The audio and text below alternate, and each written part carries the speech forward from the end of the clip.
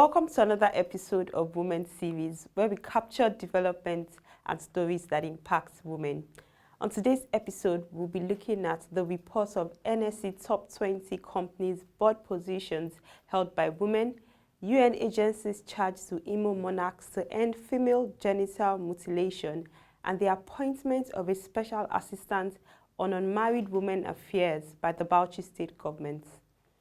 First, let's begin with the update of a report that 21% of board directorships of top 20 companies listed on the Nigerian Stock Exchange are held by women. The report disclosed in the Professional Women Roundtable NSE Top 20 Gender Diversity Scorecard measured the level of female representation on the boards of the top 20 companies by market capitalization on the NSE. The data used in the study were sourced from a combination of company annual reports, company websites, and the NSE website as of July 2020. The breakdown of the figures revealed that out of 230 board seats in the top 20 companies, 48 seats are held by women, that is 20.9% of the total, and 182 positions are held by men, that is 79.1% of the total. According to the report, NSE's top 20 companies by market capitalization have at least 30% female representation on their boards. It pointed out that in the United Kingdom, 33% of FTSE 100 companies have 30% of their board seats occupied by women, adding that the UK government advocates a 30% female board representation target for listed companies. On the other hand, in Nigeria, the Central Bank of Nigeria stipulates 30% female representation on the boards of commercial banks. Furthermore, the PWR scorecard showed that 15% of the NSE top 20 have female board chairs, with one in an acting capacity, and findings showed that these were all banks.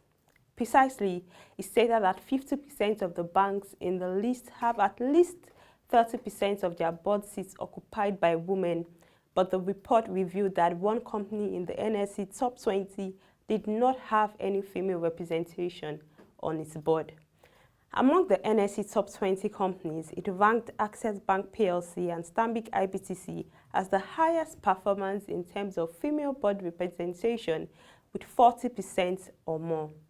The banks were closely followed by Stanbic IBTC Holdings, Lafarge Cement WAPCO, Union Bank of Nigeria, Nigerian Breweries, and FBN Holdings respectively, with 30% or more female representations.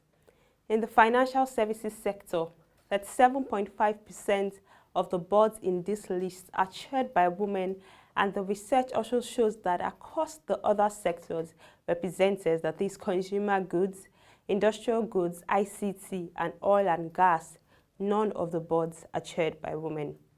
The Professional Women Roundtable is a female leadership, career development, and gender diversity consulting firm that operates across Africa. The firm develops programs for corporate organizations to help them maximize the benefits of gender diversity for increased business performance and profitability, as well as help career women develop their leadership capacity and raise their visibility and representation in the marketplace.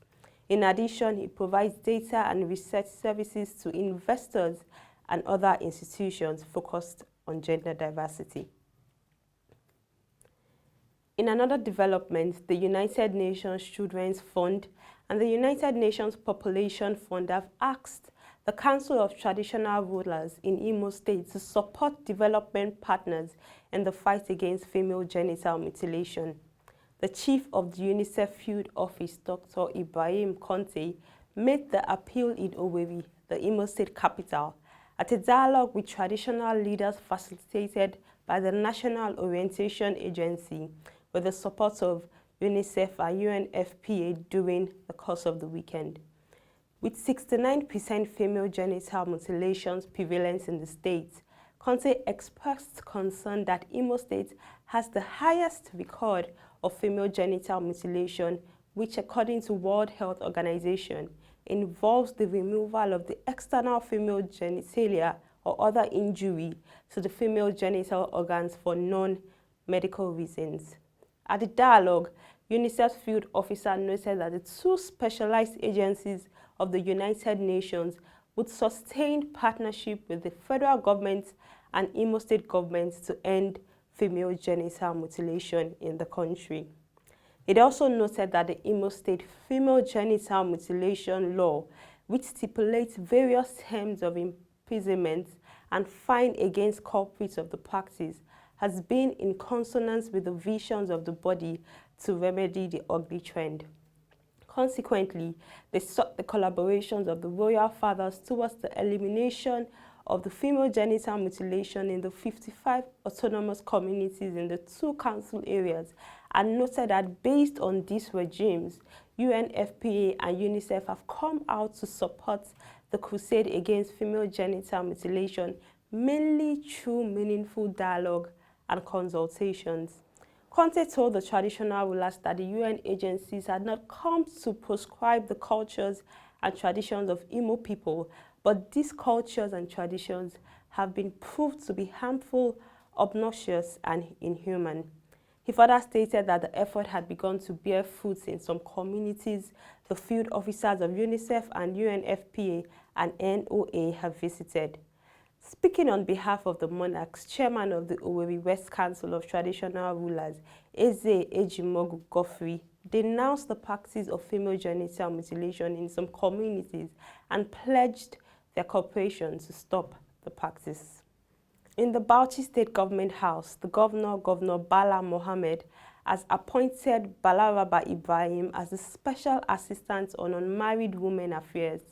The appointment, contained in a letter signed by the Secretary to the State Government, Mohammed Baba, states the approval of His Excellency Senator Bala Abdulkadir Mohammed, CON, the Governor of Bauchi State, of the appointment of Balaraba Ibrahim as Special Assistant Women Affairs Unmarried.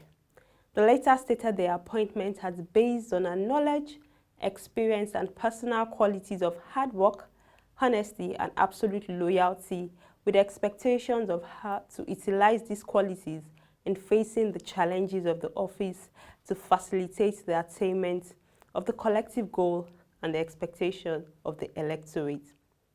So what do you think about this appointment of a special assistant for unmarried women? And how do you think we can deepen women's participation in the boards of companies quoted in the Nigerian Stock Exchange? Send in your comments and thoughts to #WomenSeries or at WebTVNG. And that brings us to the end of this episode of the Women Series. Do connect with us on our social media platforms, Twitter, Facebook, and Instagram, with the details showing on your screen. You could also send me an email at programs@poshareng.com. Till I come your way again next week, thank you for watching, and bye for now.